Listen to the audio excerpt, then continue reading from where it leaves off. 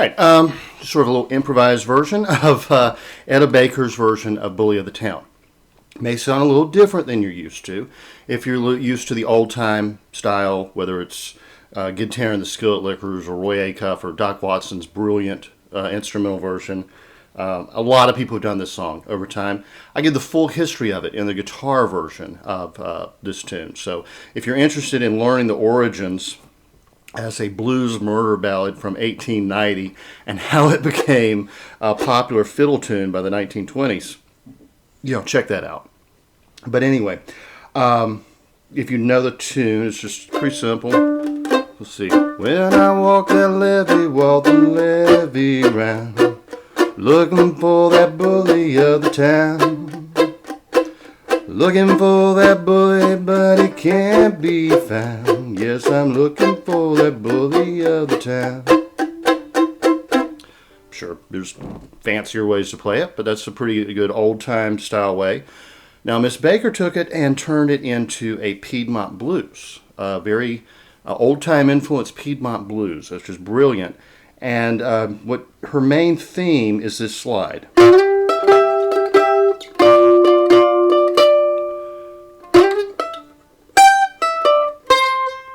All right, that slide is nothing more than two fingers on the, we'll start here on the 2nd string 5th fret and the 4th string 3rd fret. Slide them up 2 frets. So now you're on the 7th and 5th. Back down 2 frets. Back up 2 frets. G, E, D, C. So let's do that again.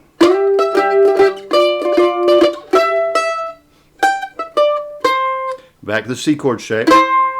Walk it down. So that's C, B, B flat, A, open. I like to grab the full A7 chord right here. You don't have to, you can do one single note. So it's just A, E, D, D, E, F. So, yeah.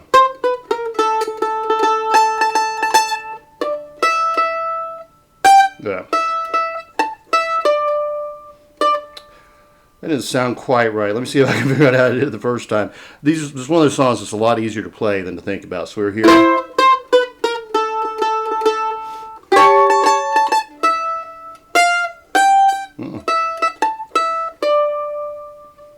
I guess that's what I did.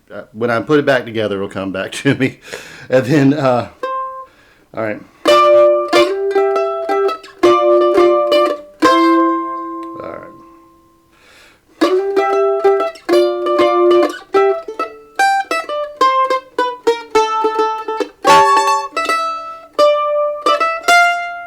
Yep.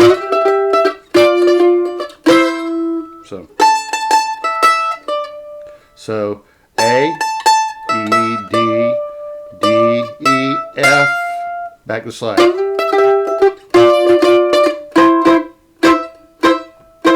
All right, and then we go to the verse, which is actually much easier. I'm going to do all single string notes here until I get back to that slide, that double stop, because it gives a nice contrast. So start on this C note.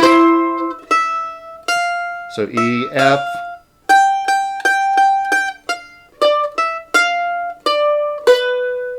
all right, E, F, G, F, E, D, E, F, D, B, E, F, oh yeah.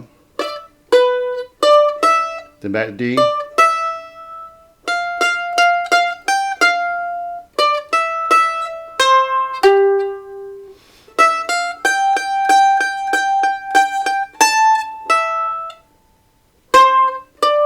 Yeah.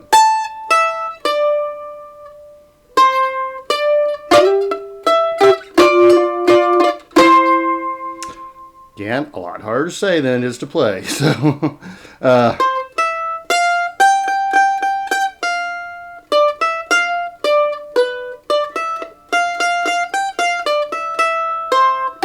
let's just C, G.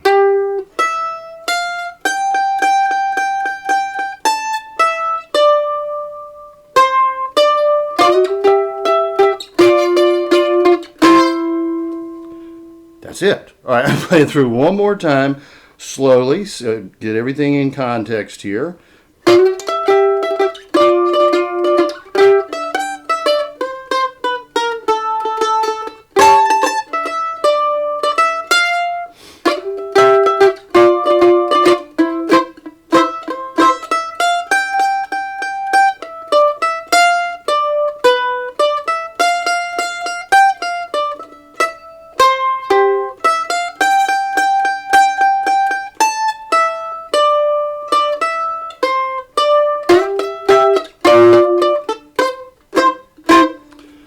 Easier to play faster than slow, easier to play it than say it. But it's a fairly simple arrangement. And I think if you play any old time or bluegrass bands, everybody's going to know Bully of the Town. You might want to play it a little faster, a little bit more bluegrassy, or however the tempo of the band is. Don't try to speed them up unnecessarily. Throw in those little double stops that Miss Baker gives us. They really add a more of an interesting texture to the song than I've heard it played by many people. And do listen to some different versions of it. I'd listen to every one I could find, actually. Just pick this from that one, pick this from that one, and whatever you like. So, y'all, I hope you enjoyed this one. It was really interesting for me to learn the history of the song, because I never knew it. It's really pretty cool, actually. And I wish I had known it back in the 90s, and I could have asked Miss Baker if she ever heard the blues version, and by whom. There would have been so many musicians traveling through there.